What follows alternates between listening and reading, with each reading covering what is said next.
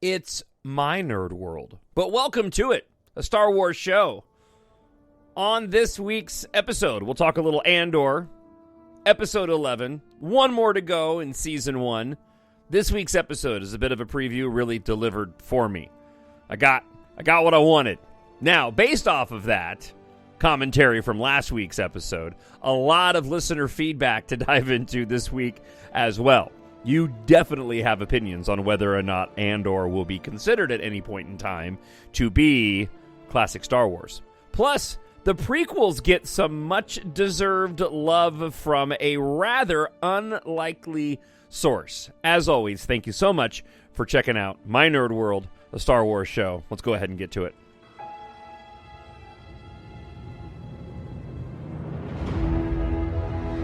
Nothing will stand in our way. I find your lack of faith disturbing. I will finish what you started. Who are you? I'm no one.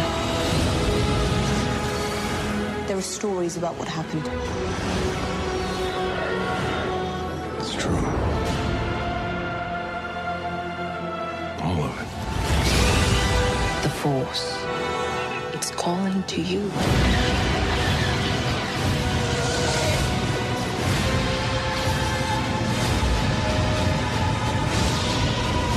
My nerd world. Just let it in.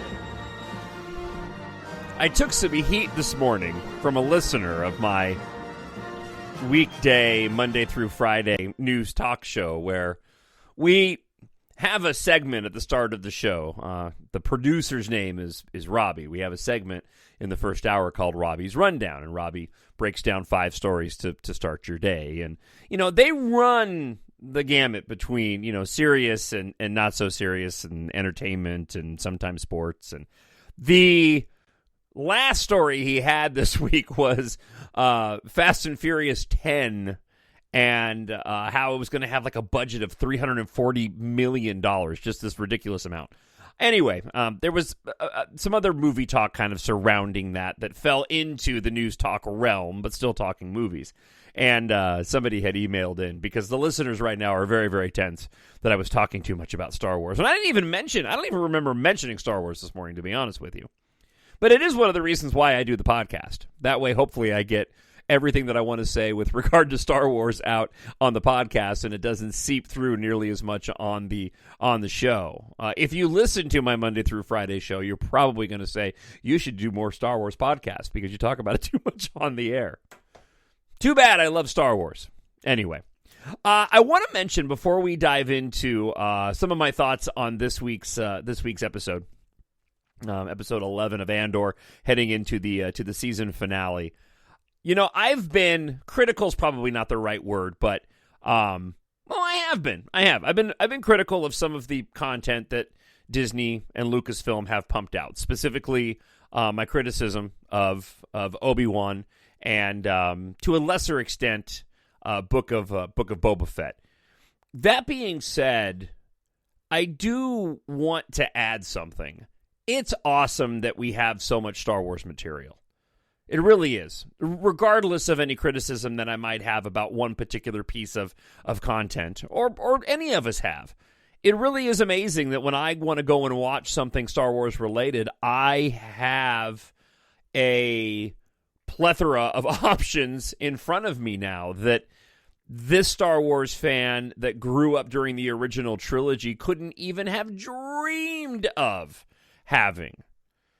I even found myself wanting to go watch the Obi-Wan Kenobi show again. That was largely in part to a video that I found on YouTube of a swordsman, an individual who was an expert, a master at fencing, but yeah, more of a swordsman more than anything. And he was breaking down the lightsaber fights in the Kenobi show. And it really gave me a different perspective and a newfound appreciation for those, because I wasn't exactly thrilled with them. But hearing him break them down and what he believed the intention of the fights and what they were supposed to convey, again, it actually made me appreciate the show a little bit more. I still think in terms of production standards, it's lacking in a lot of areas, and some of the writing and directing decisions have me scratching my head, but it did kind of give me the urge and to go and watch it again. But it really is amazing at just how much content that we have to choose from if we want to go and watch Star Wars. For whatever reason, I ended up watching The Force Awakens this week because I miss right now. We're a couple of years out, but I really was starting to get used to having Star Wars be focused around the holidays. From all three of the sequel trilogy films, and including Rogue One, that were all released around the holidays. The only one that wasn't was Solo. I really got used to trailers, waiting for trailers to come out around October, heading into November, seeing the merchandise from the movies on the shelves, seeing the TV spots that would run. These films, these sequel trilogy films and Rogue One, they all have a very holiday vibe to me. So my wife was putting up the Christmas tree this week, and I was getting into the holiday spirit. One of the radio stations in our cluster has already flipped over to holiday music, and so I decided to sit down this week and watch The Force Awakens because I just absolutely love that movie, and it really did bring about those holiday vibes and reminded me how much I miss, again, a Star Wars movie coming out around the holidays. And it's different with the Andor series running right now because the lead up to that was outside of it, and so I'm not really associating the two together. So I actually went and pulled out The Rise of Skywalker to put it in my CD wall. I have a CD wallet that I keep my movies in, of movies that I want to watch coming up. And it's so funny because every time I watch The Rise of Skywalker, I go, okay, I'm good. I don't need to watch it for a long time. And then it just takes a couple of weeks, and I want to go and watch it again. We are the spark that'll light the fire that'll burn the First Order down.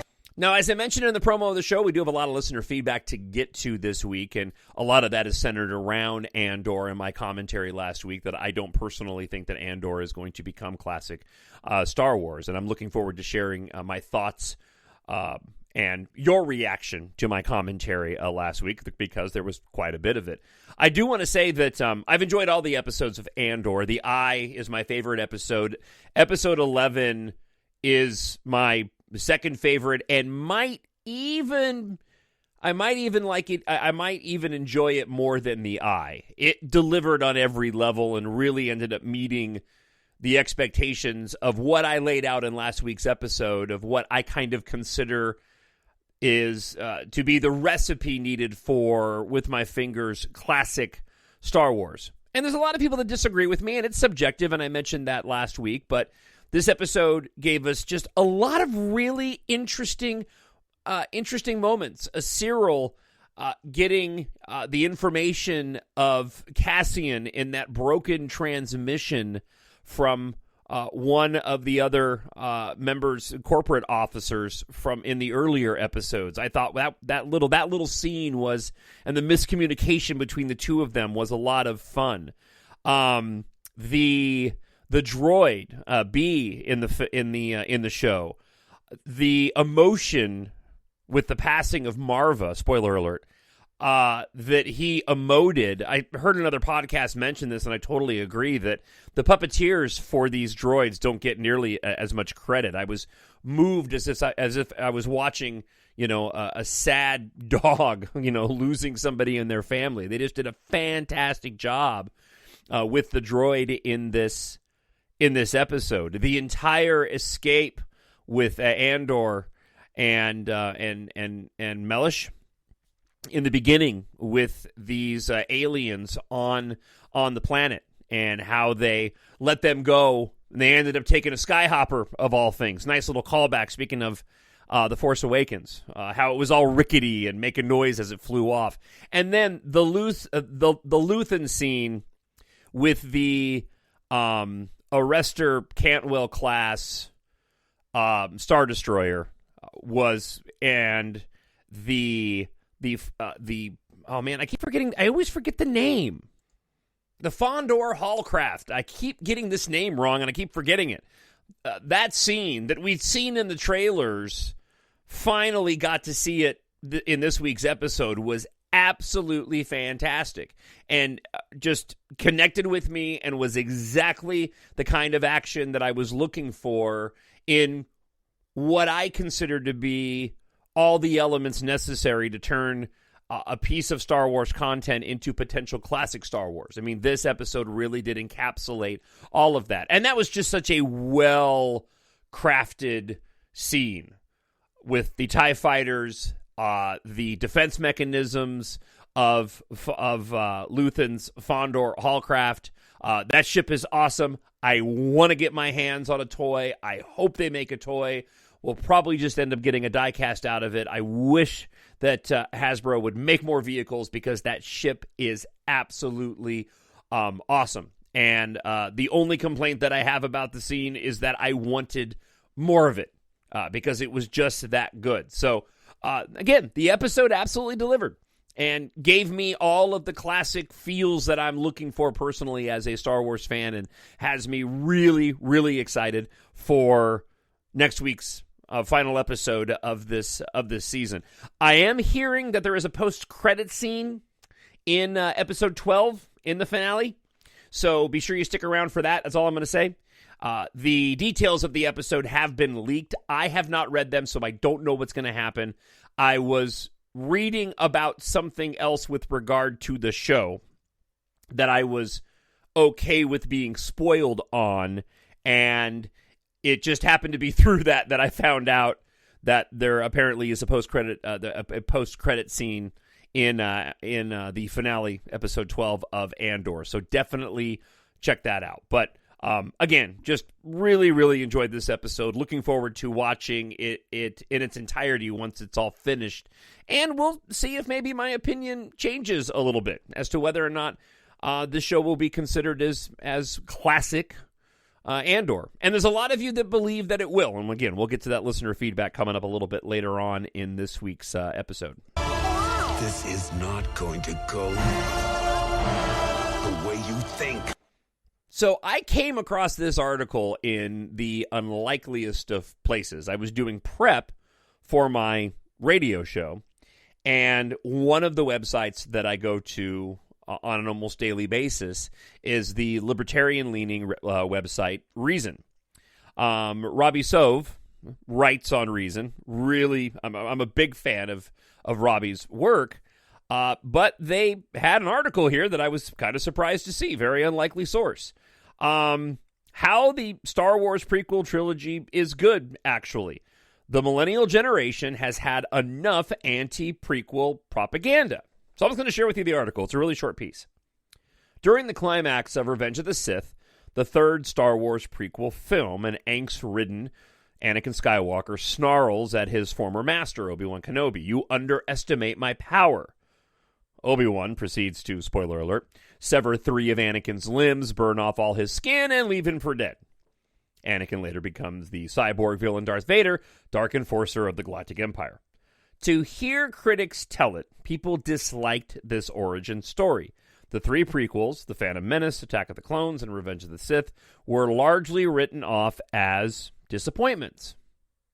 If you saw these movies in the theater as a kid, you might have felt differently. While the expert consensus dwelt obsessively on the admittedly clumsy dialogue and certain CGI excesses, who can deny the sheer coolness of Yoda, tiny, green, hobbling Yoda, mowing down clone soldiers with a lightsaber? Pretty awesome it was. I've talked about this on the show, but not for a really long time, and I need to go and find the original source. But George Lucas is on record saying that the dialogue that he wrote for the prequel trilogy, he wanted it to be more akin to, I believe, like the 30s and 40s type of dialogue. And it just didn't work the way that he had wanted. And I'll try to, on an upcoming episode, find the exact source where George had said that. But it made all the sense in the world to me, where he, being George Lucas, crafted the original trilogy somewhat based off of those Flash Gordon serials that he had watched as a kid. The prequel trilogy was something that was even older than that in terms of the way that he did the dialogue. Again, for better or worse, I think a lot of people thought it was worse, is probably one of the bigger complaints of the films themselves. The idea, getting back to the article, that the prequel trilogy focus on trade disputes, Senate intrigue, and the subtle manipulations of cloaked tyrants is somehow boring, never made much sense. And the prequels bear a lot of thematic weight. The galaxy-wide battles against separatist droid armies have obvious parallels to the unending war on terror, and the corruption of liberal institutions via emergency powers remains all too resonant. And that's the thing, too, and I've equated this to Andor and the sequel trilogy to a certain extent, but more towards some of the thematic elements of Andor, where you can see they're written by individuals on one particular political spectrum, but they absolutely apply to, that which individuals on the other side of the political spectrum feel like we're dealing with here in America. And the same thing rings true with the prequels. There's just, they're common themes of good versus evil, and clearly whatever political lines you fall on, you're going to be able to extrapolate from that the themes that you can relate to. It's just part of the genius of really good storytelling. I can only pray that people see something similar in the stories that I've written in my space opera series, because that certainly was the intent. While I come from a conservative background, and that would clearly show, at least I would hope so, in individuals who are also conservative, I do believe that if somebody were to be a liberal and see the themes, that they could probably go and apply them to their own belief system and extrapolate what they want to out of them. And the prequels, in my opinion, certainly did that. Yes, the prequels fail to portray a plausible interplanetary society. Compared with rival franchises like Star Trek, Dune, and Battlestar Galactica, very little effort is invested in explaining the technology that allows for light-speed travel and planet-sized battle stations. But that was also true of the original films, which asked audiences to accept all sorts of underbaked ideas and spacefaring inconsistencies. Han Solo is an interstellar smuggler, isn't even aware that a parsec is a unit of distance rather than time, which they, of course, answered in Solo, A Star Wars Story. Sorry, the article wraps up, but the millennial generation has had enough anti-prequel propaganda. Criticize their flaws, their films' flaws if you must, but don't underestimate their power. And certainly, in my opinion, when you go and watch the prequels, the consistency of the three films as a whole, from 1 to 3, is absolutely the most consistent of all three trilogies. And I would argue that the prequel trilogy, in terms of being epic, supersedes that of the original trilogies. The sequel trilogy is really more on par with the original trilogy in terms of size and scope. But what George did with those prequels was incredibly grandiose and worked really, really well. Andor has that feeling to me. I've actually been pretty impressed with how wide in scope Andor feels. It's met my expectations on that front, even though we've only gone to a handful of planets. It really does have that sort of epic weight to it, but clearly it's a much more serious show. And one more point on Andor before we actually get to listener feedback this week. Apart from the Fondor Holcraft scene versus the Arrestor Star Destroyer, which, by the way, if you don't know this already, I'll share this with you. The Star Destroyer that you see, it's called an Arrestor, and I think it's Arrestor class or Arrestor Cantwell class. Cantwell is the name of the individual that designed that ship. That was originally a piece of concept art for what would become a Star Destroyer. Colin Cantwell was hired by George Lucas to create art prior to Ralph McQuarrie taking over the vast majority of the creation of the concept art. Colin Cantwell had created many designs that ended up morphing into the classic designs that we've all become familiar with. That was one of the original concept designs for a Star Destroyer. its first appearance was in Solo, it had a larger role in the film until that scene was cut. Originally, after the opening sequence on Corellia, you see Han Solo behind the controls of a TIE fighter that gets out of control, and he ends up crashing into a ship that I believe was that Arrestor-class Star Destroyer. Now, the only sign of it that you see is at the beginning of the film on Corellia, when Han and Kira are trying to escape.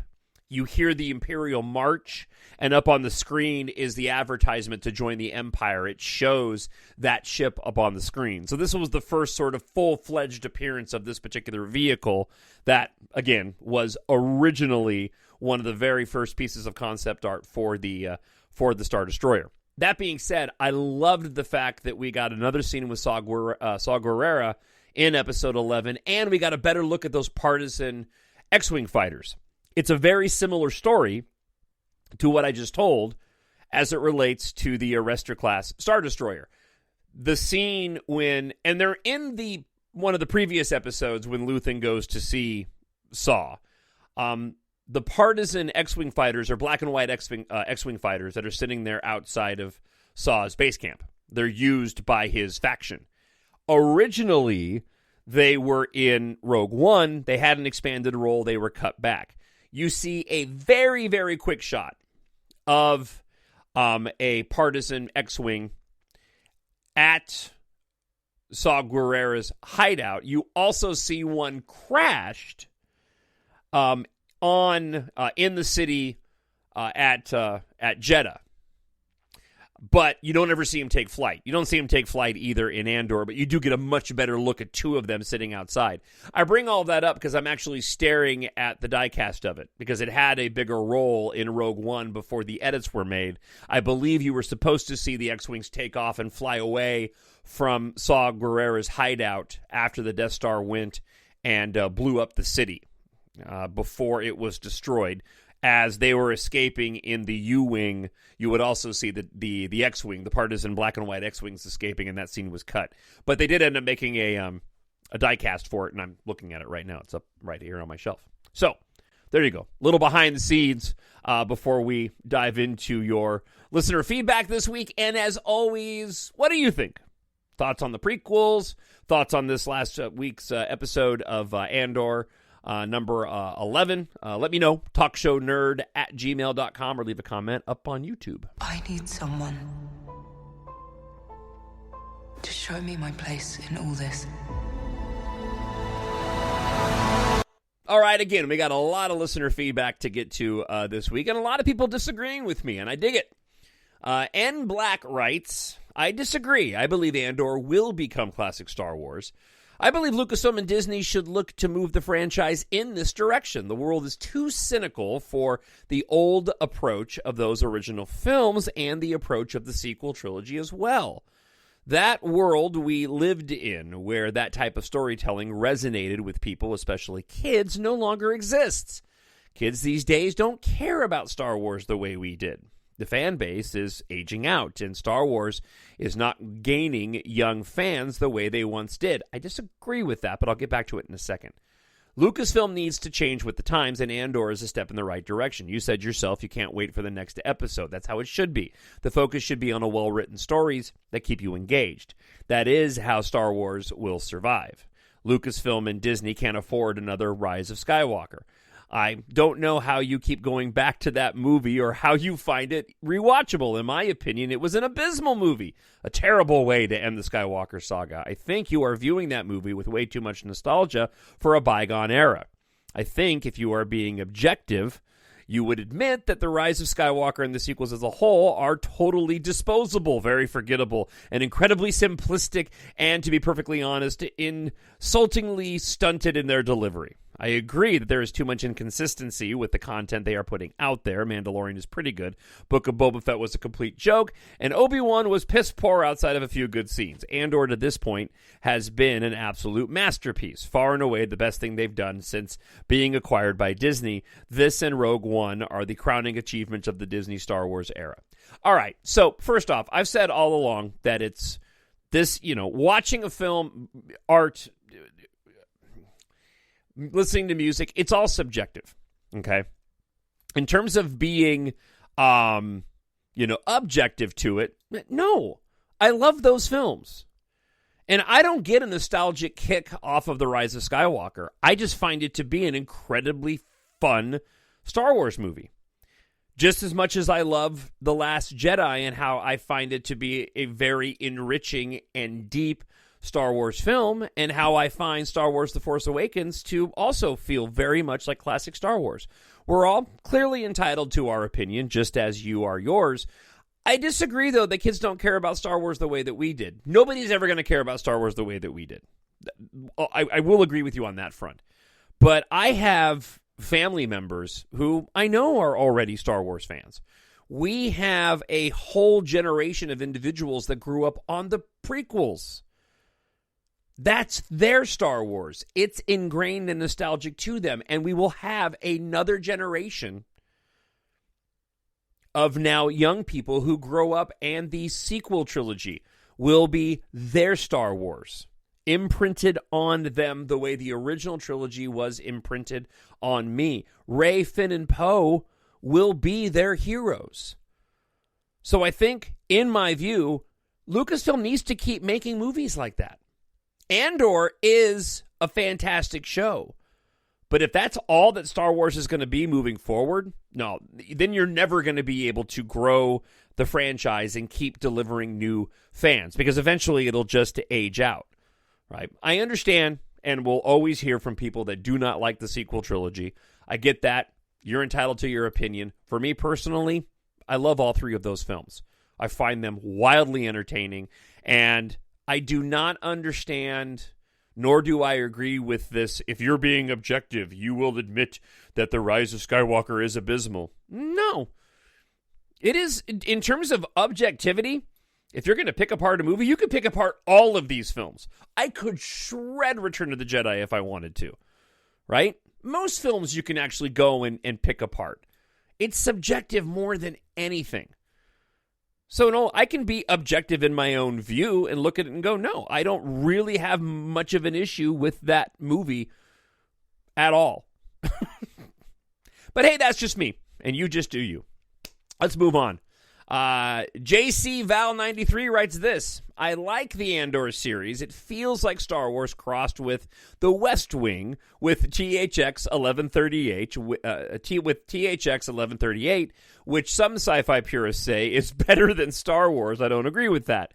I've almost given up on new feature films. It seems like every time a new project is announced, there are endless script delays, shooting starts and changes, and directors, etc., and it winds up getting shelved. The next Star Wars film I want to see, like in 2027, for the 50th anniversary, would be the original 1977 theatrical release. No CGI stuff, no Episode 4 on the opening crawl, just the film that those of us who were around got to see long ago in a galaxy far, far away. It's interesting you bring that up, because I haven't talked about this on the air.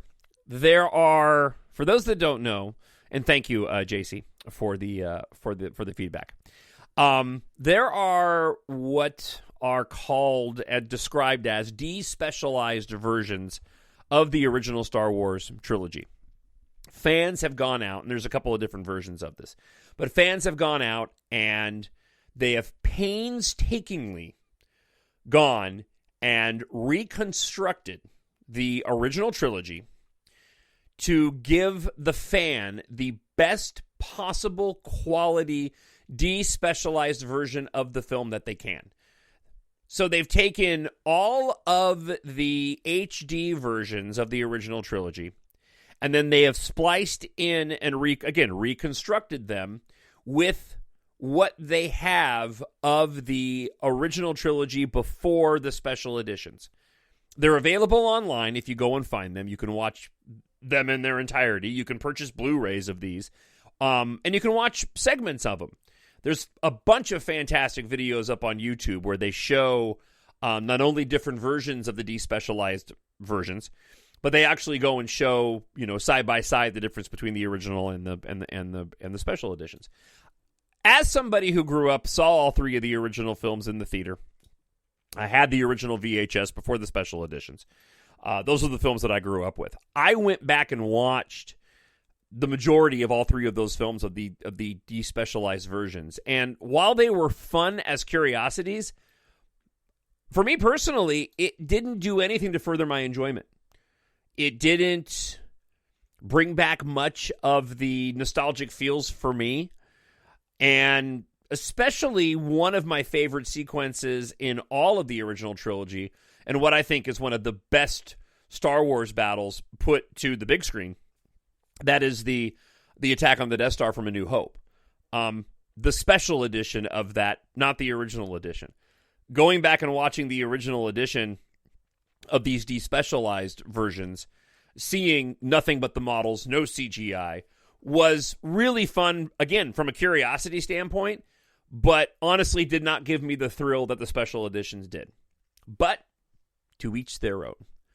I would personally like to go, and I haven't done it yet, but I would like to go and buy the despecialized versions, because I don't think we'll ever get a release of the original versions before George Lucas put the special editions out there. So it's on my list of things to purchase just so I have them. But again, just in terms of nostalgia, they were fun to watch. I'm like, oh yeah, I remember, but I prefer the special editions over the other ones. Yeah, I know, I'm that kind of fan, and I love the sequel trilogy too, and The Last Jedi and The Rise of Skywalker, so sue me. All right. Aliza Rodriguez writes this. In regards to the sequels, I can't believe people can't let it go. I got blocked from a Facebook group when I showed proof that the sequel trilogy movies are not flops. Yeah, I don't get it either. You cannot escape the divisions that are out there in fandoms. And now it exists within our politics too. You just can't get away from it. The other day, I posted... I didn't even think twice about it, and I probably should have. But I posted the article that I shared with you from Reason about the prequels.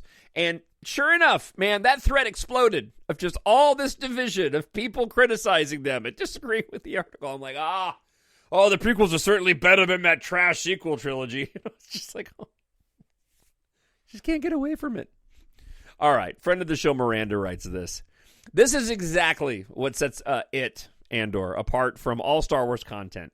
It is a show that has its own separate identity and goes against the status quo of everything we think we know about Star Wars, while The Last Jedi also tried to bring something different to the table and was willing to pay the price, causing an uproar in the fandom even after 5 years, but it was still classic Star Wars. In fact, it was the most classic Star Wars out of everything of the new Disney era. Of the new era of Disney. The Kenobi series, Mandalorian, Book of Boba Fett, even Tales of the Jedi were designed and marketed to be classic blockbuster Star Wars and wear the same outfits.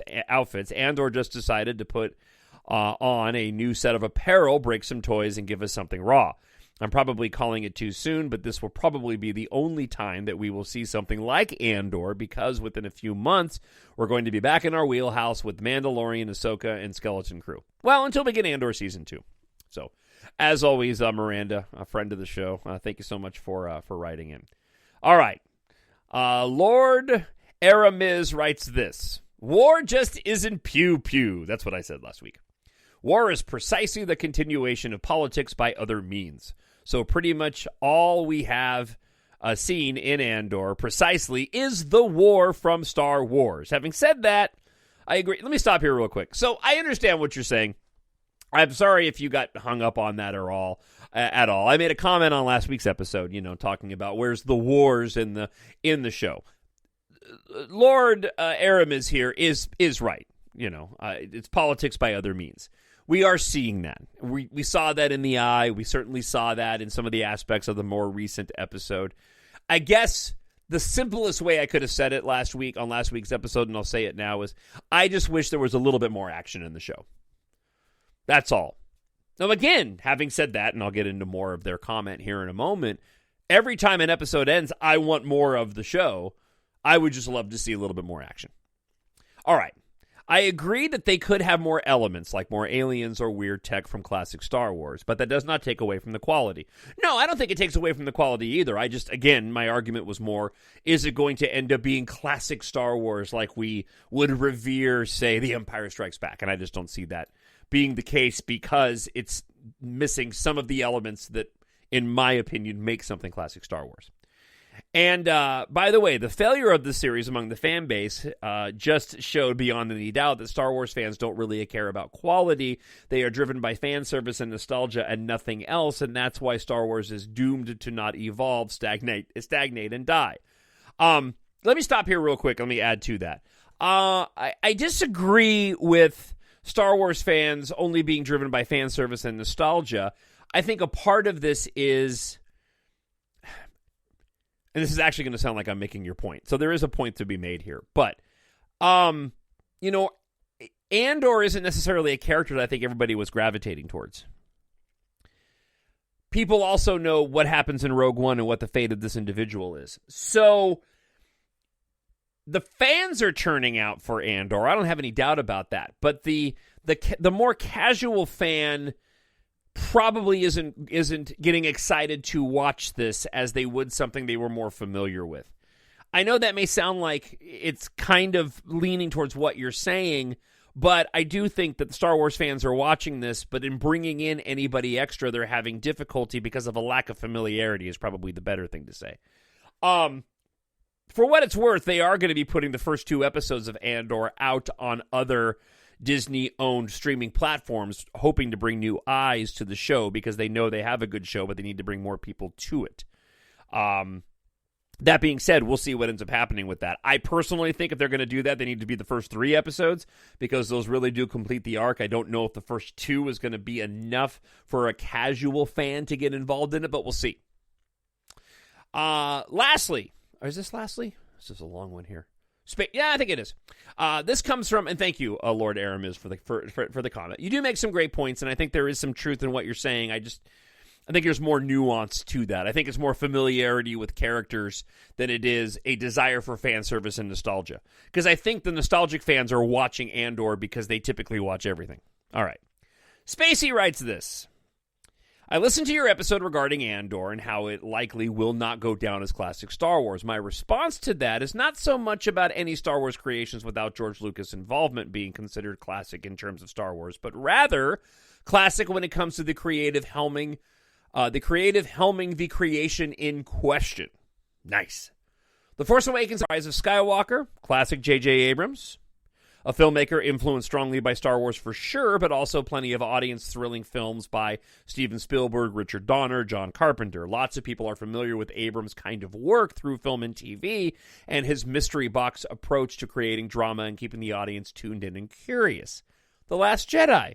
Classic Rian Johnson. Anyone who has seen and loved his prior output, from his indie high school detective noir debut of Brick to the twisty dramatic comedy adventure romance of the Brothers Bloom, love that movie, the even twistier and ingenious time-traveling sci-fi thriller Looper, love that too, knows to expect the did not see that coming curveballs as Ryan likes to throw. Luke's warning, if this is not going to go the way you think, is pure Rian Johnson. This approach is slightly less crowd-pleasing than that of Abrams, though successful and thrilling in its own right for a more thinking audience versus a purely thrill-seeking one. And you really put that, Spacey, you put that great, because it really does describe the difference. I love both of those films for both of those reasons. This brings us to Tony Gilroy. My approach to any filmmaker with a new film or TV show currently circulating in the public consciousness is to delve into and familiarize myself with their previous works. This is including, but not limited to, those who decide to play around in the vast galaxy-sized Star Wars sandbox of art and/or entertainment, no pun intended. Once you see the breadth and scope of Gilroy's work up to this point, up to the point of Rogue One in 2016. Back to the political intrigue of 2007's Michael Clayton, all the way back before the Bourne films he wrote, to his credit, in 1982, the writer of the ice skating sports romance drama The Cutting Edge. I didn't know that.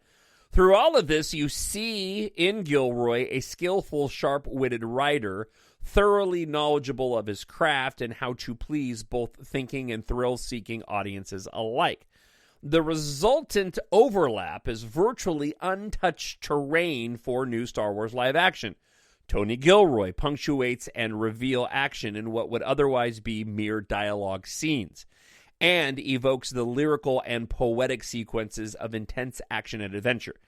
The question is less of whether Andor, and for that matter, any Star Wars content in the Disney era, will be remembered as classic or definitive within the restrictive confines of itself and any and all perceived lack of pew-pew and zoom-zoom and space wizards with laser swords, and will be remembered as classic storytelling on a far more reaching level in terms of being exemplary of its authors. Andor is classic Tony Gilroy. I encourage listeners to familiarize themselves with prior well-regarded works of any and all writers and directors of Star Wars content before handing down judgment that narrows the view of what can be considered a classic.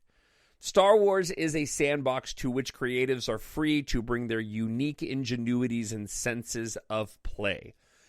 Best Spacey. Spacey, that was bravo. Fantastic. It really was. It was eloquent and compelling and rich, if I can quote Anchorman, which is probably inappropriate for the level of effort that you put into that and the quality of writing of which you penned. I'm trying to think of a response to that, because your point is well made. I guess when I default back to the question that I posed, it was more of a received by the vast majority of fandom as being a quality piece of work enjoyed by all. And even through all of that, I appreciate all your opinions, and mine is not the only one, nor is it the right one. It just is mine. I don't think that Andor is going to reach that level of being enjoyed and admired by a large enough swath of the fandom to be called something that is akin to classic Star Wars. That being said, almost all the commentary there was accurate. Subjective, but accurate, and I really do appreciate everybody that wrote in this week. That was a fantastic smattering of comments from you, and I hope you will continue listening to the show and continue writing in as well. Before I let you go, I want to encourage you to go to mynerdworld.net. That's where you can find out things not only about this podcast, the other podcasts that I do, but also the science fiction series EMBARK that I have written. In that, you can follow a ragtag squadron of pilots and one reluctant hero on a journey of survival from Earth to the far reaches of space as they fight for humanity's future among the stars. When you open up Book 1 in the EMBARK series, you will find that Taft has found something and humanity won't survive without it. In the not-so-distant future, flight culture has replaced car culture. Two of Earth's largest corporations have made interstellar travel possible and now supply the planet with the technology to make air and space flight available to everyone. Taft Guardia spends his weekends at an abandoned flying field racing through the skies with his three best friends and the girl he longs to be with, Kate Amaro. After receiving a mysterious message from her late aerospace engineer father, Taft and Katha make a shocking discovery. But when an industrial accident sets off an apocalyptic chain of events, a ruthless and power-hungry enemy emerges. Amid a global evacuation, Taft holds the key to humanity's only hope for survival and a future among the stars. I wrote the EMBARK 7-book series out of my love of Star Wars and what George Lucas created. I hope you will treat yourself, a friend, or a family member today or this holiday season with sci-fi. Written for adults, but it is great for ages 11 plus, appropriate for those ages. Buy EMBARK Book 1 today, available in hardcover, paperback, ebook, and audiobook at Amazon.com, or you can hit the link at mynerdworld.net. If you like your science fiction to be epic, filled with a little bit of romance and a lot of action, then EMBARK is perfect for you. Again, on Amazon.com, search for EMBARK, Jon Justice, or mynerdworld.net. Thank you so much for checking out this week's episode and everybody who wrote in. Again, I do this podcast because of my love of Star Wars, and I'm just very appreciative appreciative to everybody who takes time out to listen because there's a lot of choices for Star Wars podcasts out there. All right. I hope wherever you are as we head into the holiday season, you are happy, you are healthy, and you are safe. We'll talk to you again real soon. Bye. The Force will be with you, always. My nerd world.